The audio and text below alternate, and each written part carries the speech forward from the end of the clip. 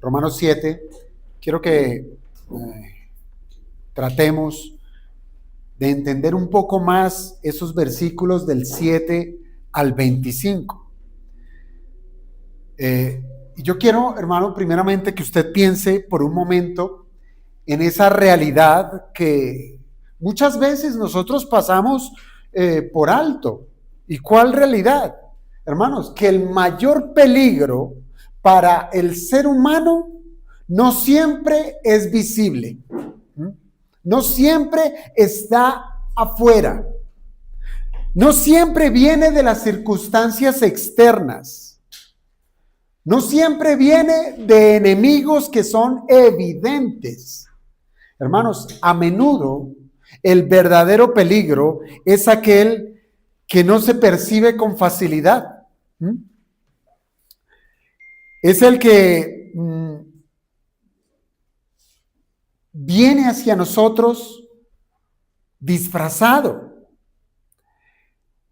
Es el que logra entrar y habitar en medio nuestro sin levantar sospecha. ¿Y sabe qué es lo que termina haciendo este enemigo? Destruyendo desde dentro. Hay una historia muy conocida que ilustra de manera impactante esta verdad. De pronto usted la recuerda. Griegos y troyanos, ¿sí? Ya se ubican. Mientras que los griegos, ellos buscaban una forma de poder conquistar la ciudad de Troya. Ellos tuvieron una genial idea, una estrategia que era inesperada para los troyanos. ¿Ellos qué hicieron? Ellos fabricaron un enorme caballo de madera, pero no era un simple caballo, no era una simple escultura, era una estructura de guerra. Era una estructura que estaba hueca por dentro y en su interior se ocultaban soldados griegos. Entonces, claro, cuando los griegos dejan ese caballo allá en las playas, los troyanos creyeron que se trataba de un elemento que se ofrecía a sus dioses y ellos, sin pensarlo más, tomaron ese caballo y lo llevaron adentro de la ciudad. No hubo sospecha. Ellos lo que hicieron fue admirar la belleza, admiraron esa majestuosidad de esa estatua. Ellos creyeron que era bueno traerlo dentro de la ciudad y con ello dar por sentado que habían resistido la fuerza poderosa de los griegos. Para ellos era un trofeo, pero en realidad ese caballo se convirtió en un instrumento de destrucción. ¿Por qué? Porque esa misma noche, cuando todos estaban descansando y todos estaban confiados, ¿qué ocurrió? El enemigo salió desde dentro. ¿Y qué ocurrió? Troya cayó. Una ilustración que nos cuenta la historia, pero es una ilustración, hermanos, creo yo, que nos muestra una realidad mucho más seria y mucho más cercana. ¿Sabe cuál? Que hay un peligro, realmente hay un peligro mayor en el hombre. Es un peligro que no está afuera, como bien les decía, es un peligro que está dentro del ser humano. Y es un peligro que está en lo más profundo, incluso del cristiano. Hermanos, el creyente, día a día, enfrenta una realidad que no puede ignorar. ¿Cuál? Que hay batallas, que hay luchas que son internas y son batallas que son constantes. Hermanos, es innegable que un cristiano pueda llegar a considerar que su vida es completa paz y armonía, que su vida es, como las publicaciones de hoy en día, que su vida es color de rosa. No, hermanos, la vida cristiana no es una experiencia que es pasiva o que está libre de conflictos. No, la vida cristiana es una batalla. La vida cristiana es un campo de guerra. La vida cristiana está en lidiar con uno mismo. Ahora bien, Es fundamental, hermanos, fundamental afirmar desde el inicio que el creyente ha sido verdaderamente transformado por la gracia de Dios. ¿Por qué digo esto, hermanos? Porque no estamos hablando de una mejora moral que cualquier ser humano puede traer a su vida. No estamos hablando de algo que cualquiera pudiera decir, hoy dejo de hacer esto para hacer lo otro y ser mejor. No, hermanos, el cristiano es cristiano. ¿Sabe por qué? Porque ha recibido una obra que es sobrenatural.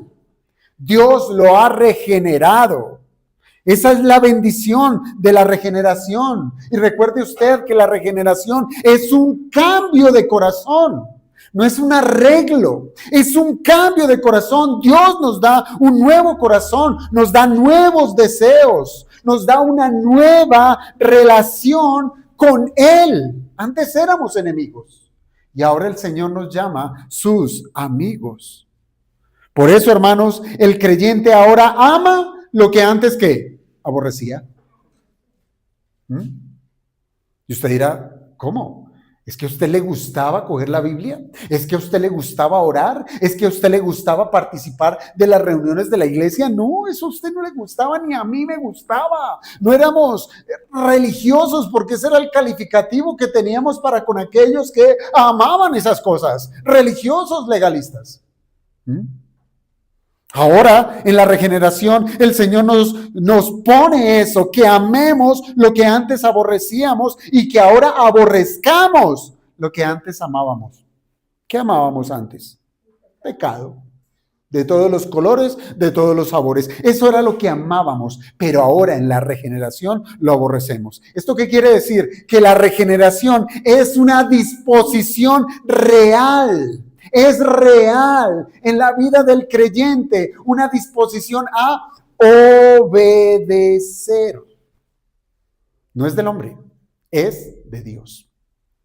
Sin embargo, hermanos, esa vida nueva no elimina automáticamente la presencia del pecado.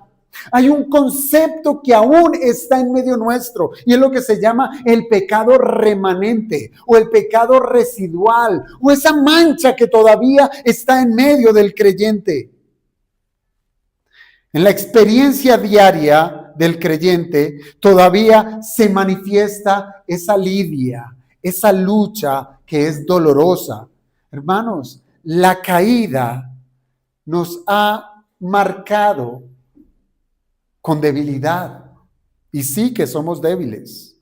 Nos ha marcado con una inclinación a hacer lo que no le agrada a Dios. Y como cristianos aún lidiamos con un remanente. Hay una tensión en medio nuestro, una tensión que no es imaginaria. Es real, hermanos. Son luchas reales que como cristianos vivimos. Por eso, este pasaje de Romanos 7 nos presenta la lidia de un cristiano en medio de sí. El apóstol Pablo describe esta realidad con claridad en el verso 23. Pero veo otra ley, dice él, veo otra ley en mis miembros que se rebela contra la ley de mi mente y que me lleva cautivo a la ley del pecado, que ¿dónde está? En mis miembros.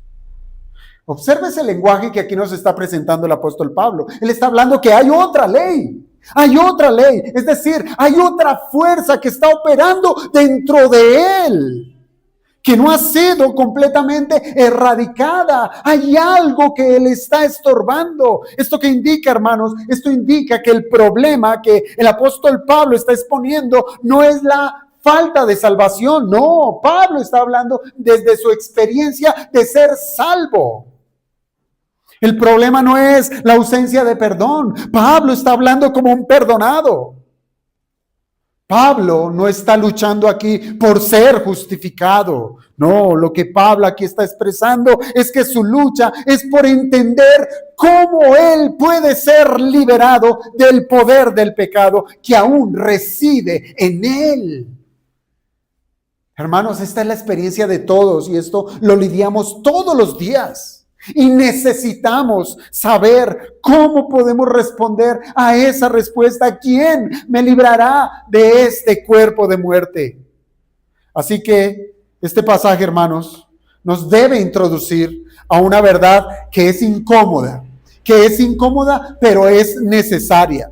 Entienda esto. Aún en el creyente regenerado, esto es lo incómodo, aún en el creyente regenerado existe una lucha interna que es real. No lo podemos negar. Y esto nos debe llevar a saber responder cómo es que vamos a enfrentar esta lidia, cómo vamos a enfrentar esta guerra que se libra dentro de nosotros. Y quiero que veamos entonces 4 lecciones, hermanos, 4 lecciones que el apóstol Pablo aprendió al enfrentar sus antiguos deseos pecaminosos. Y son lecciones de las cuales nos vamos a apropiar para hacer batalla a ese enemigo que está dentro de nosotros. Y la primera lección es que el enemigo, escucha bien, pareciera contradictorio, pero es así, es la verdad. El enemigo se alió con la ley. ¿Puede usted creerlo? El enemigo se alió con la ley. Y déjeme explicar esto.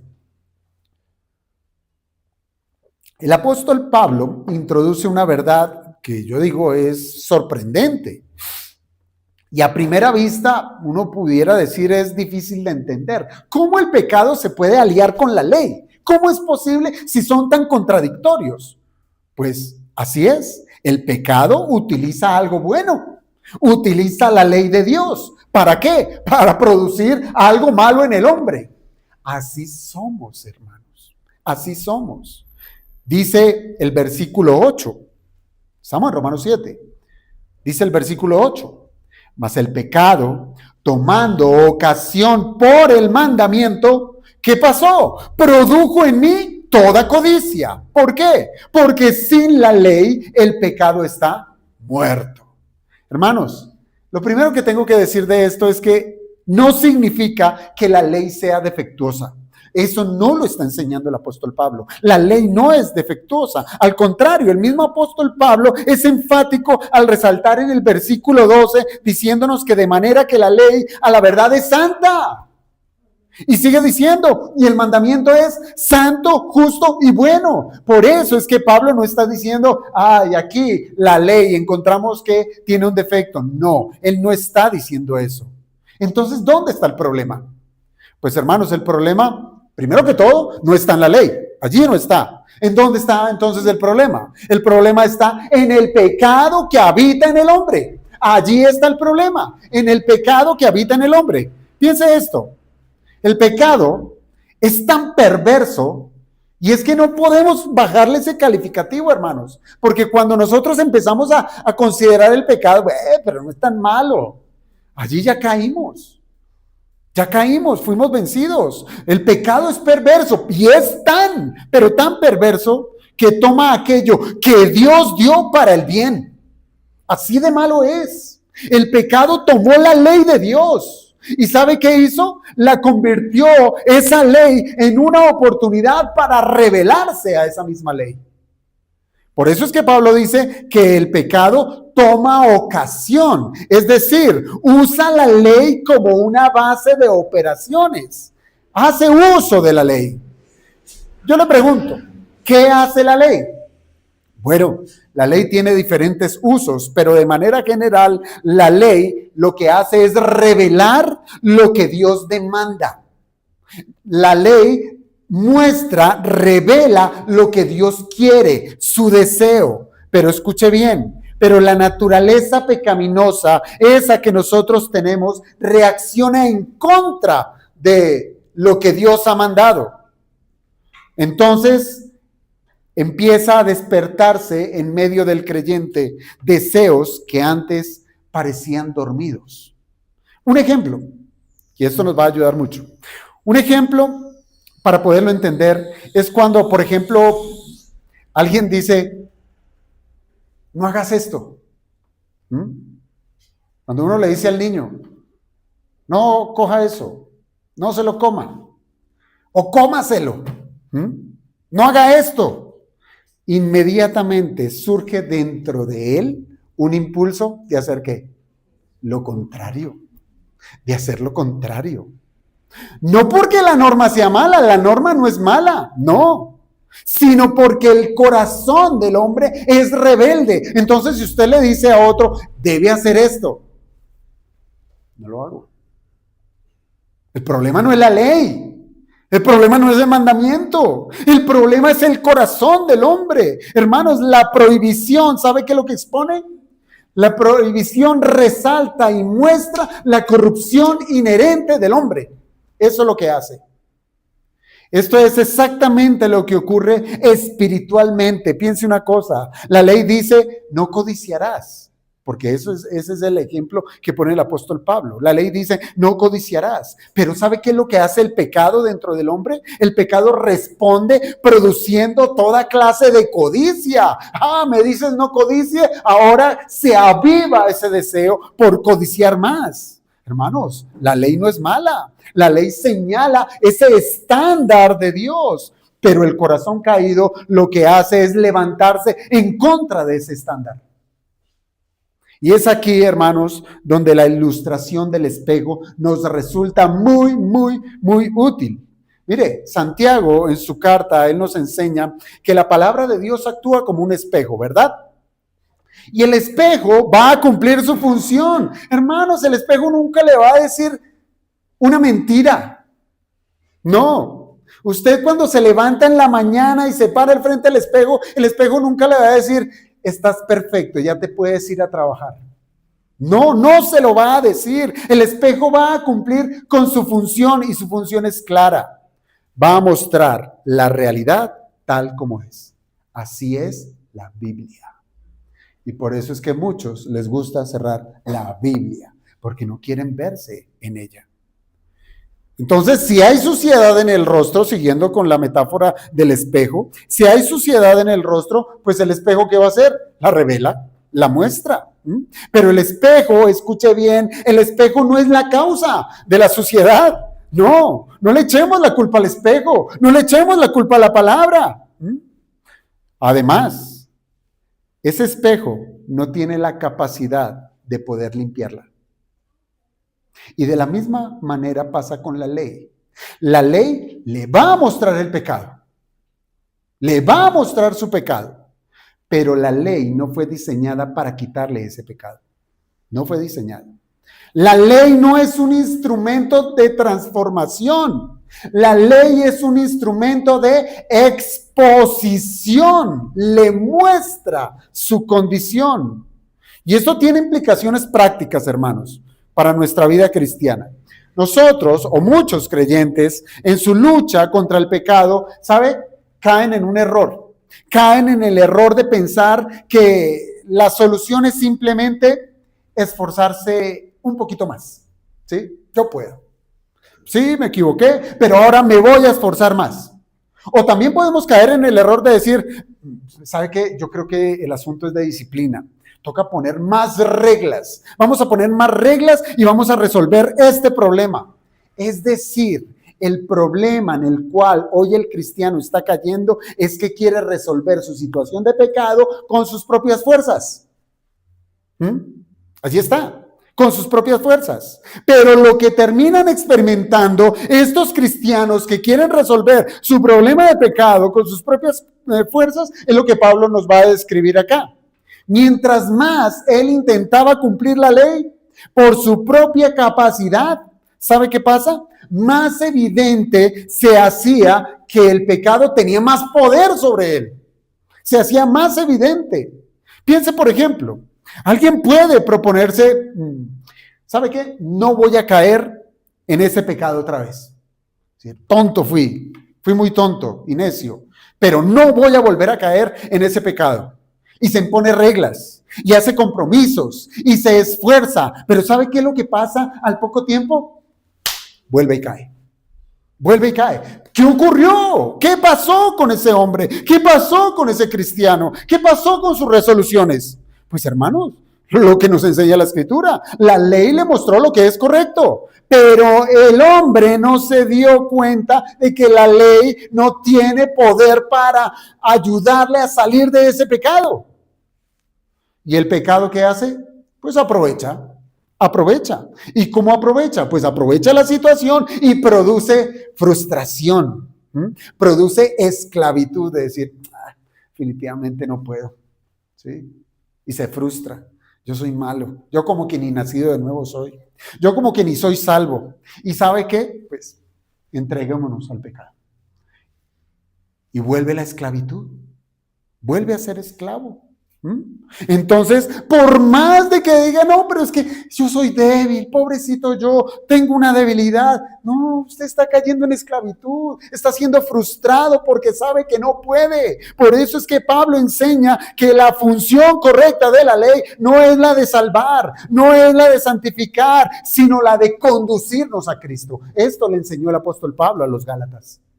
La función de la ley es conducir al pecador a Cristo. Claro, le muestra su pecado, ¿sí? Y dice Gálatas 3, verso 24, Gálatas 3, 24 le dice, de manera que la ley ha sido nuestro ayo para llevarnos a Cristo, a fin de que fuésemos justificados por la fe. Hermanos, ¿cómo está actuando la ley? Conforme a lo que dice Pablo a los Gálatas, la ley está actuando como ese ayo, es decir, como un tutor. El tutor que toma de la mano al pecador y lo lleva, y mientras va caminando con él le dice, necio, has pecado en esto, has pecado en lo otro, no has cumplido, no has hecho la voluntad de Dios, pero va caminando y lo lleva al punto de reconocer su necesidad, y su necesidad solamente será suplida es a los pies de la cruz de Cristo.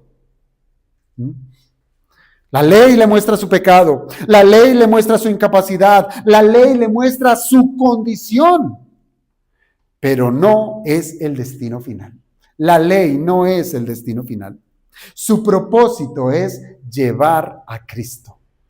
Porque claro, aquí es donde encontramos, yo creo que la clave de todo este asunto. Hermanos, el pecado puede llegar a usar la ley para condenarle. Pero Dios, el propósito de Dios de usar su ley es para llevarnos a Cristo.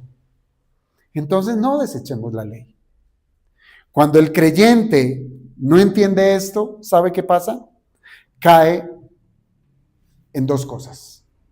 O en frustración, de decir no puedo, y ahí quedó tirado. O cae al otro lado. Legalismo. Hagamos. Pero cuando el cristiano entiende lo que nos enseña la Escritura respecto a la función de la ley, va a reconocer que su problema no es ignorar la ley, sino que va a aprender que es incapaz de cumplir la ley. Ese es el propósito. Que la ley se levante y le muestre, usted es incapaz.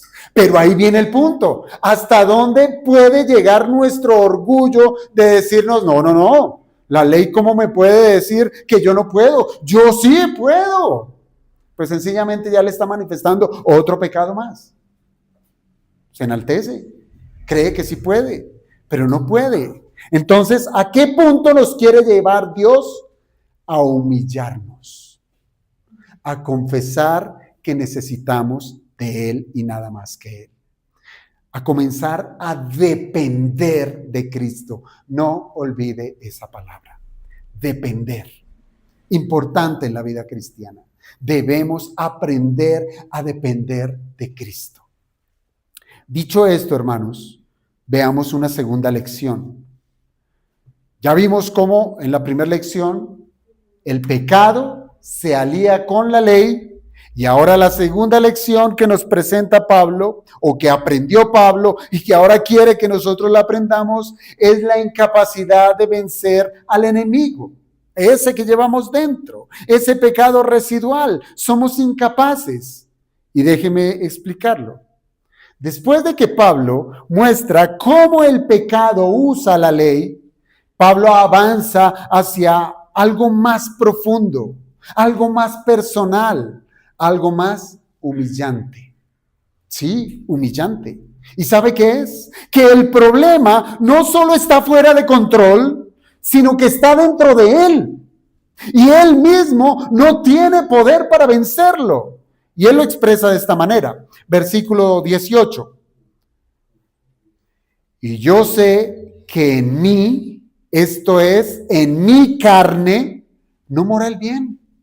¿Por qué? Porque el querer el bien está en mí, pero no el hacerlo. Mire, aquí esta es la lidia, esta es la lucha. Yo quiero hacer lo bueno, pero no puedo hacerlo. No puedo hacerlo. Y añade en el verso 19, porque no hago el bien que quiero, sino el mal que no quiero, eso hago. Esta es la realidad de cada uno de nosotros, hermanos. Pero ¿sabe qué es lo que nos hace distintos al mundo? Precisamente eso. Yo sé que en mí, reconocer nuestra falencia con humildad delante de Dios. Aquí hay una tensión, hermanos, hay una tensión que es evidente. Hay un deseo real por hacer el bien. Y esto debe estar en todos los creyentes, desear hacer lo que es bueno. Por eso vamos a la Escritura, por eso buscamos que el Señor nos hable una y otra vez, porque anhelamos y deseamos hacer lo que Dios nos manda. Deseamos hacer el bien, pero también nos encontramos con otra realidad, que tenemos una incapacidad real para llevarlo a cabo. Ocurre. Pablo no está describiendo a un hombre indiferente al pecado, no. Pablo está hablando de alguien que quiere agradar a Dios, alguien que ama lo bueno, que reconoce que es correcto, pero descubre una y otra vez que no tiene el poder suficiente para vivir conforme a ese deseo.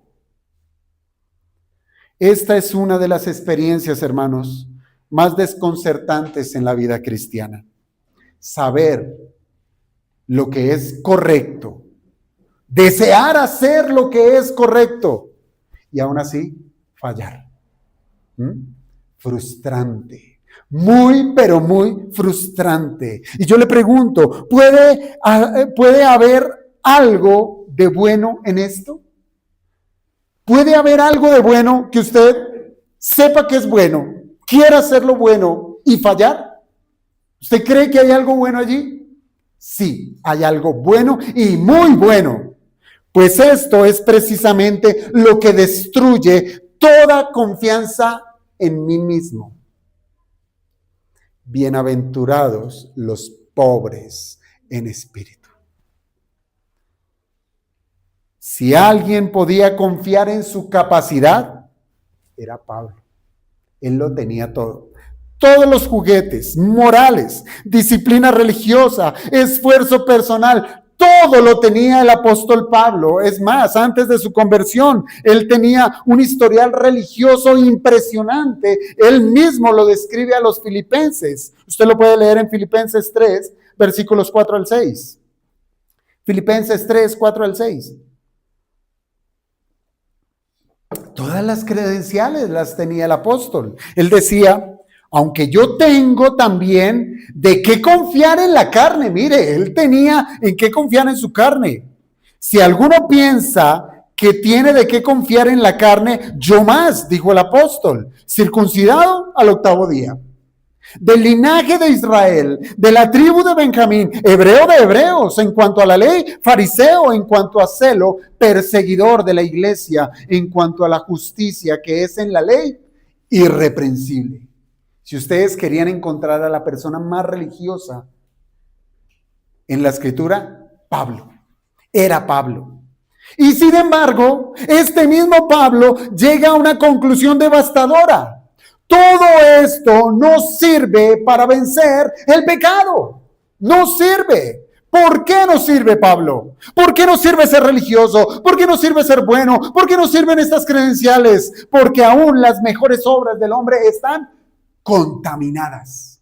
Están contaminadas. No alcanzan el estándar de Dios. No proceden de una pureza perfecta. Hay una mezcla, hermanos, en nuestras aparentes buenas obras. ¿Sabe qué hay en nuestras buenas obras? Hay egoísmo, hay orgullo, hay ninguna virtud buena. Hay corrupción, todo lo manchamos. Piense, y me gusta poner el ejemplo porque de verdad piense en el mecánico. Lo llaman, don Pedro, que venga, firme este papel. Y don Pedro sale debajo del carro pulcro, ¿verdad? Con su bata blanca de médico. Sale pulcro. Páseme el papel. Solo es que haga así, ya lo contaminó.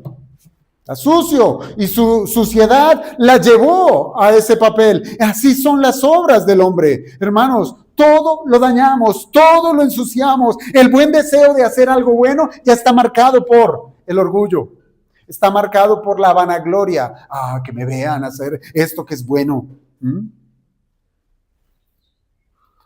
La carne, hermanos, no puede producir nada. Escuche bien, nada que agrade verdaderamente a Dios. Nuestra carne no puede. Esto confronta directamente una tendencia muy común en los creyentes. ¿Cuál? La de pensar que puede vencer al pecado con más esfuerzo. La de pensar que puede vencer su pecado con más disciplina. La de pensar que si soy más determinado, puedo vencer el pecado. Mentira, no puede. En la práctica, esto se ve así. Hay quien lucha con un pecado específico, piense usted. Usted lucha con la ira, usted lucha con el orgullo, con la impureza, con la falta de dominio propio. Usted lidia con ello y decide enfrentarlo con sus resoluciones humanas. Voy a controlarme. Me voy a controlar. Me voy a morder la lengua para no volver a caer en ese pecado que caí ayer. Voy a intentarlo con más fuerzas. Esta vez sí que lo voy a lograr. Resoluciones humanas. Pero ¿sabe cuál es el resultado? Que tarde o temprano es el mismo resultado. Va a caer, se va a frustrar y se va a desalentar. ¿Pero qué pasó con el esfuerzo? ¿Qué pasó con el interés? ¿Qué pasó con sus resoluciones? ¿Por qué cayó nuevamente en frustración y desaliento? ¿Por qué pecó? Hermanos, porque la persona está interesado es en lograr una victoria que es de orden espiritual con recursos naturales. Y así no se puede. No se puede. Pablo lo deja muy en claro al decir, en mi carne no mora el bien. Escúchelo y sépalo. Usted, cristiano, en su carne y en la mía no mora el bien. No confíe en su carne. No le dé de comer a su carne. Pablo no está diciendo, hay algo poco, pero hay algo de bien en mi carne. No, él está diciendo, no hay nada, no mora absolutamente nada de bien en mi carne. Es una negación absoluta. Hermanos, la carne no aporta una ayuda débil, no aporta nada. La carne es una incapacidad total para agradar a Dios, no puede. Aprenda esto. Mientras el creyente piense que puede vencer el pecado apelando a sus propias fuerzas, ¿sabe qué es lo que seguirá pasando? Seguirá atrapado en el mismo ciclo. Intenta, falla y se frustra. Y ahí va su vida. Intenta, falla y se frustra. Intenta, falla y se frustra. Y no sale de allí. Pero solamente cuando reconoce su incapacidad, no un reconocimiento intelectual de decir, sí, reconozco que yo no puedo, no, sino que realmente sea experimental. Cuando reconoce su incapacidad, entonces está en el lugar correcto. ¿Por qué en el lugar correcto? Porque está en el lugar correcto para mirar hacia afuera, para mirar lejos de uno mismo, para dejar de decir, yo sí puedo, sino para decir, necesito de una ayuda externa. Porque sabe, hermanos, la victoria sobre el pecado nunca comienza con más esfuerzo, nunca. La victoria del cristiano comienza cuando el hombre deja de confiar en sí mismo. Cuando ya dice, no puedo, no soy yo. Pero ahora sumemos una tercera lección, hermanos. La tercera lección es la respuesta de Pablo a su frustración. Y la respuesta es fascinante, porque en eso caemos todos caemos en frustración, ¿cierto? Nos frustramos de decir, queriendo hacer lo bueno y hago lo malo y vez tras vez estamos allí. Pero debemos aprender esta tercera lección, la respuesta ante la frustración. ¿Y cuál es? La de clamar. Clamar. Después de intentar, después de luchar, después de fracasar, Pablo llega a un punto que es decisivo. ¿Sabe cuál? Ya no está analizando el problema. Ahora él está reaccionando ante el problema. ¿Y sabe cuál es su reacción? Su reacción no es más esfuerzo. Su reacción es un clamor. ¿Cómo? ¿Clamar? Sí, hermano, esa es la solución, esa es la respuesta a nuestra frustración, clamar. Verso 24, miserable de mí, ¿quién me librará de este cuerpo de muerte? Esto es un clamor, amado hermano. Y no es una frase que se deba tomar a la ligera. Es el grito de un hombre desesperado, es el grito de un hombre que ha llegado al límite de sí mismo, donde ya ha encontrado que no hay solución en su persona. Note bien, Pablo no está diciendo, bueno, para librarme de este flagelo en el cual estoy cayendo, pues voy a intentarlo otra vez. No, él lo que dice es, ¿quién me librará? Él está buscando una respuesta afuera. No soy yo el que puedo ser librado. Debe ser afuera en quien encuentre una solución. Y ese quién me librará, yo creo que cambia completamente el enfoque. Ya no está buscando un método. Ya no está buscando una solución en sí mismo, una determinación. ¿Sabe qué está buscando Pablo? Una persona. Porque le está diciendo, ¿quién? Él no está diciendo qué. ¿Qué me falta por probar? ¿Qué me falta por estudiar? ¿Qué me falta por hacer? ¿Qué me falta por cumplir? No, él dice ¿quién? Él ya puso su mirada en una persona. Él ya no está confiando en sí mismo. Él ya no está confiando en todas sus capacidades. No, él está confiando en otro ser. Él reconoce que necesita ser rescatado por otra persona. Y esa expresión miserable de mí, pues refleja precisamente la profundidad de la angustia del apóstol Pablo. Él no está hablando de culpa en ese sentido de condenación. Recuerde, es un creyente el que está aquí hablando. Cristo ya lo ha perdonado. Él está hablando desde el sentido, cuando habla de la miseria, él está hablando en el sentido de vivir con esa experiencia del poder del pecado que aún habita en él. Su problema no es la justificación, su problema no es el nuevo nacimiento, ninguna de esas cosas fallaron. El problema es en lo que es él, un pecador. Cuando él menciona este cuerpo de muerte, es una imagen sumamente fuerte.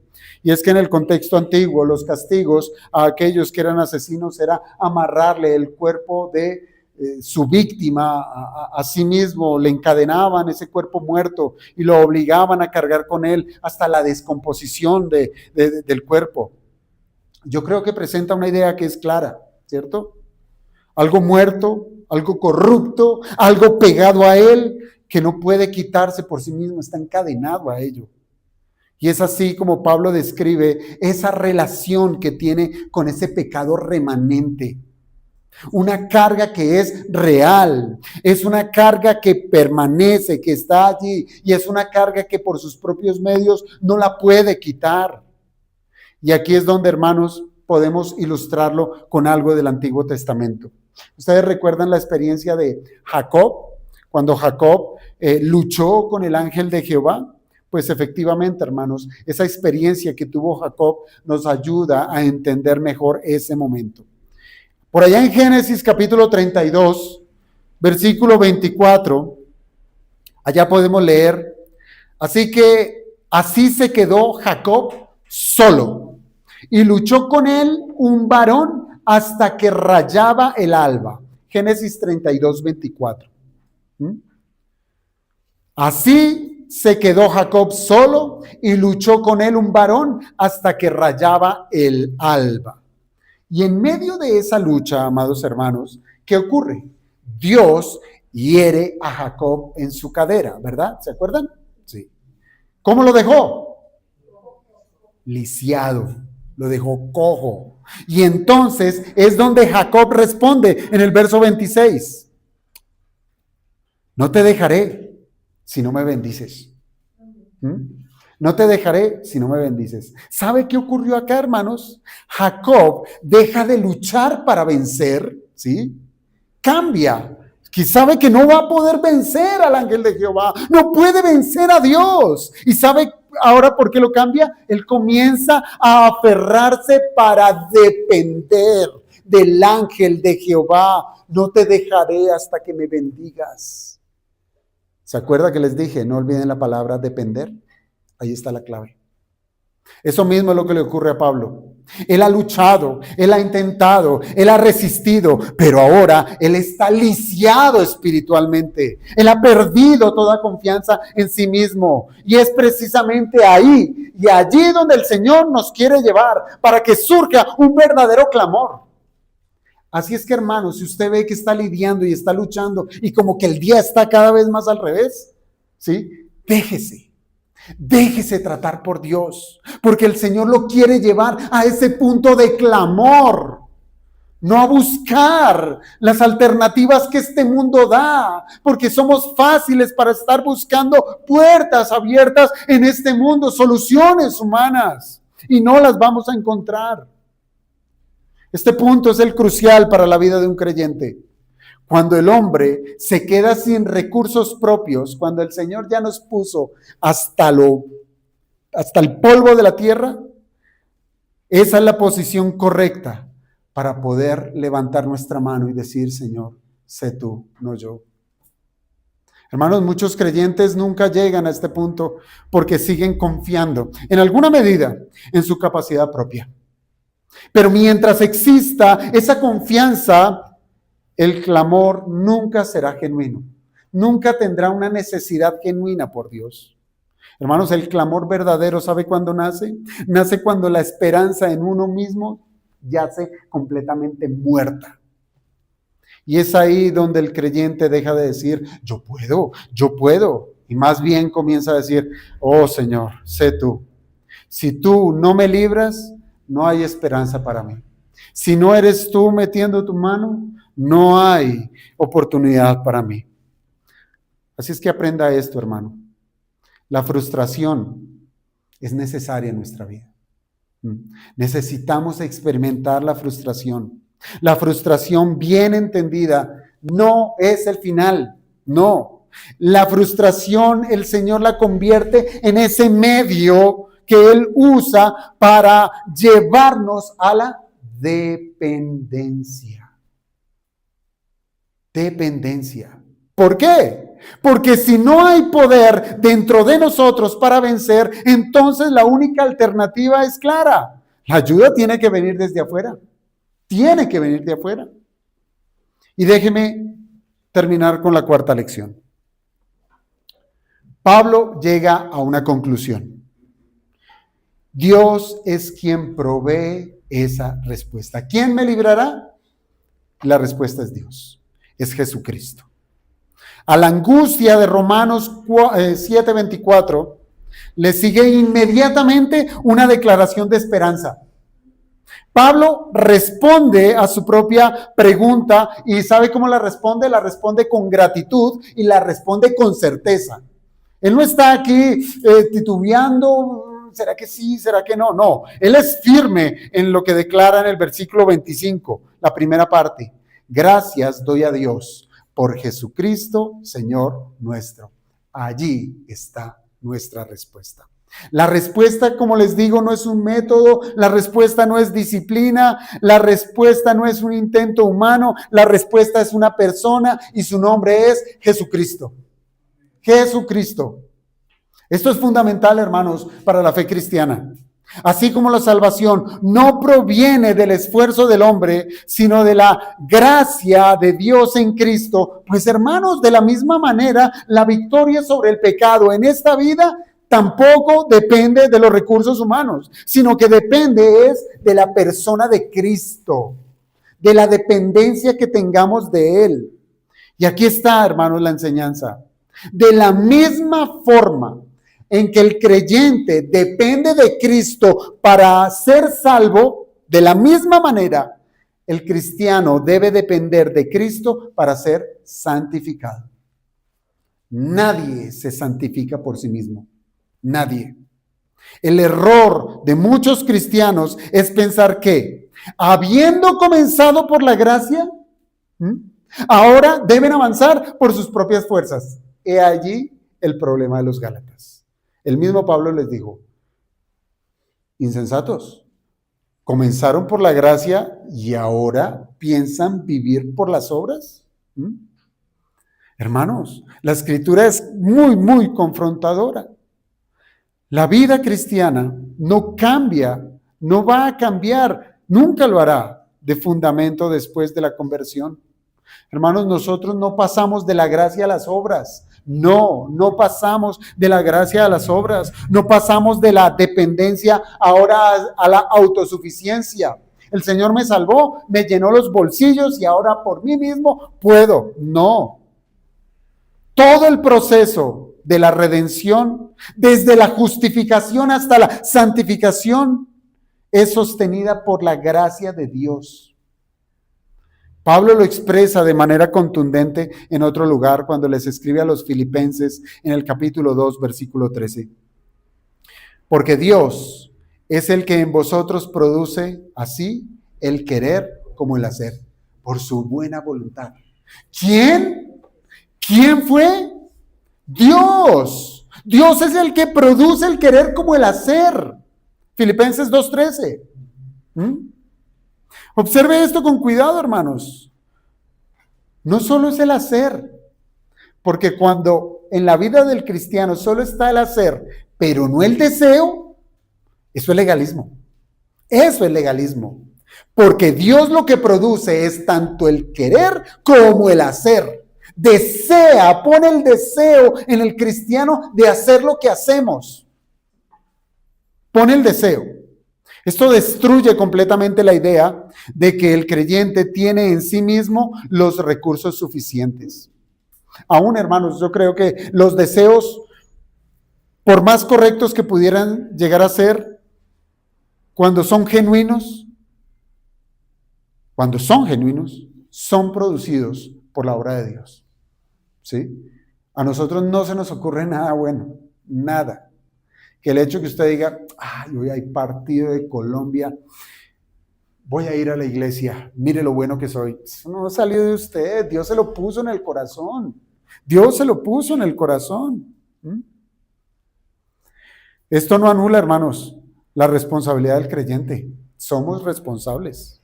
Pero sí, lo que hace es redefinir nuestra dependencia. El creyente actúa, lucha y obedece. Esa es nuestra responsabilidad.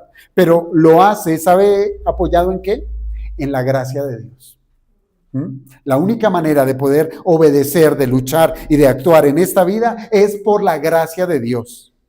En términos prácticos, ¿esto qué significa? Que la santificación no es el resultado de esforzarnos más. No. La santificación es el resultado de depender más de Dios. Ya no se trata de decir, voy a vencer este pecado con mis fuerzas. No, ahora se trata de vivir en una dependencia constante, todos los días, yendo en oración. Señor, sin ti no puedo. Lea los salmos. Ese es el clamor de los salmistas. Sin ti no puedo. Obra en mí lo que tú demandas de mí. De esta manera, hermanos, el creyente no abandona las buenas obras. sino que las va a colocar en el lugar correcto. Sí, hermanos, porque el cristiano va a entender que no vive por las buenas obras como medio de aceptación delante de Dios, ¿sí? De, ay, voy a esforzarme a ver si el Señor me bendice. Eso es legalismo. El cristiano aprende cuando se da cuenta que por sí mismo no puede y que depende de Dios. Él aprende a vivir para las obras, pero como un fruto de la gracia. Sí, las obras vienen, pero son fruto de la gracia. Así es que, hermanos, esa obediencia ya no es un intento de ganar el favor de Dios, sino que esa obediencia es la evidencia de que Dios está obrando en el cristiano, de que su gracia está presente. Por eso podemos decir con precisión, el creyente vive para obras. Así lo dice Pablo a los Efesios. Vivimos para obras, pero en la esfera de la gracia, no de nuestro esfuerzo. Y allí, solo allí, hermanos, es donde encontramos la verdadera libertad, la verdadera dependencia, la verdadera victoria. Déjenme aplicar esto, hermanos. En primer lugar, es necesario reconocer con honestidad. Seamos honestos. El espejo no miente, recuérdelo. El espejo no miente. Debemos reconocer con honestidad que todo creyente experimenta con un conflicto interno y que es real. Negarlo, ¿sabe qué es? Autoengaño. Es engañarnos a nosotros mismos. Hermanos, el conflicto no es evidencia de que no somos creyentes, porque podemos caer en ese error. De decir esta lucha, esta lidia, yo no soy salvo, entonces me entrego ya porque soy vencido, porque no puedo. No, el conflicto no es evidencia de que no somos creyentes. En muchos casos, el conflicto, por el contrario, es evidencia de que allí hay vida espiritual. Pero ese conflicto debe ser reconocido, hermano. Debe reconocerlo. No debe ser encubierto. No debe ser mimetizado. De hipócritamente mostrarme como, yo lo puedo todo. No. En segundo lugar, debemos entender correctamente nuestros fracasos. Cuando el creyente cae, entienda esto. No es simplemente por circunstancias externas, porque en eso también somos muy hábiles, en echarle la culpa a nuestro entorno. Sociedad, que no hay oportunidades, lo uno, lo otro, le echamos la culpa a lo externo. Sí, habrán cosas que nos afecten, pero hermanos, nosotros como creyentes debemos entender que la presencia del pecado remanente en nuestra carne es real. Por eso es que lo que hicieron alguna vez los monjes de irse a ocultar en un monasterio para apartarse del mundo, eso no los libró del enemigo. Se lo llevaron allá, al claustro, ¿sí? Y escondidos allá de un mundo, fueron iguales o peores de pecaminosos de lo que había afuera.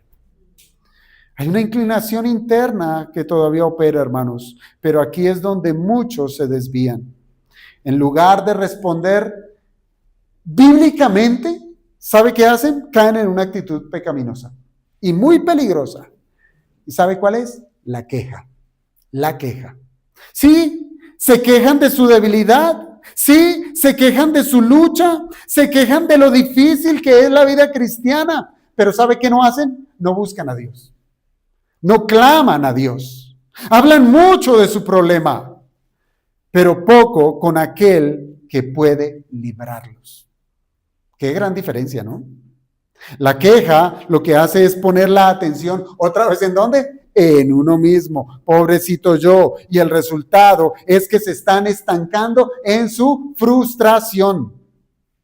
Hermanos, en cambio el clamor lo cambia todo. El clamor pone la mirada hacia Dios. El clamor pone la mirada en buscar su intercesión, su intervención. Pablo no dijo, qué difícil es esto. No, él dijo, miserable de mí, ¿quién me librará? Por eso, hermanos, el creyente no debe asumir su pecado como algo irremediable, ni restringirse a vivir en derrota. No, Ahora, tampoco váyase al otro lado de querer justificarse, como bien les decía, de decir, pero qué culpa sí.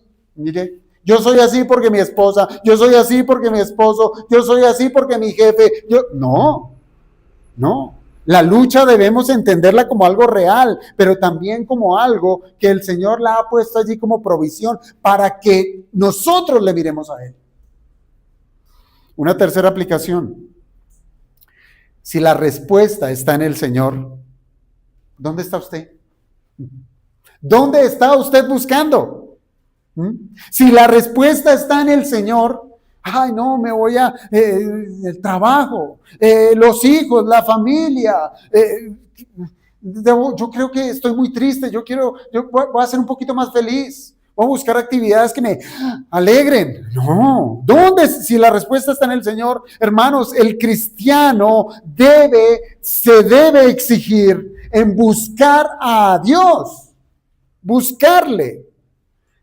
¿Y cómo lo debe hacer? Con una vida rendida delante de Él. Dijo Pablo a los Gálatas, digo pues, andad en el Espíritu y no satisfagáis los deseos de la carne. Son dos cosas que se excluyen el uno al otro. ¿Estamos lidiando con los deseos de la carne? No los satisfaga, dice Pablo. ¿Pero sabe cuál es la manera? Andando en el Espíritu. Andando en el Espíritu. Y además le sumó a los Gálatas diciéndole, si vivimos por el Espíritu, andemos también por el Espíritu. Y eso es lo que somos. Tenemos vida por el Espíritu. Entonces debemos andar por el Espíritu. Ese andar, ese vivir, hermanos, son actos que realmente son transformadores en la vida. Esto significa que debemos someternos al Señor, a su manera, no a la nuestra, es a su manera. Debemos buscarle, debemos depender, debemos acudir a Él. Por eso, amado hermano, atienda lo que dice la Escritura. Hay medios de gracia a los cuales debemos echar mano. Si usted ha nacido de nuevo, pues déjese guiar por el Espíritu. ¿Y qué dice el Espíritu? Lea, medite, ore, congréguese, ame a Dios, y Él quedará su gracia. Su gracia. Así es que, hermano, termino con esto. Clame a Dios. Dependa de Cristo. Camine en el Espíritu, porque la victoria, ¿sabe dónde está? Está en vivir continuamente y continuamente bajo la gracia de Dios, bajo el poder de aquel que sí puede librarle y librarme. ¿No le parece? ¿Y usted qué va a hacer? Se va a quitar una carga encima que usted nunca la va a poder llevar, como yo tampoco. Va a traer esa carga y la pone a los pies del Señor. Y el Señor dijo, yo la llevo. Oremos para que el Señor nos ayude.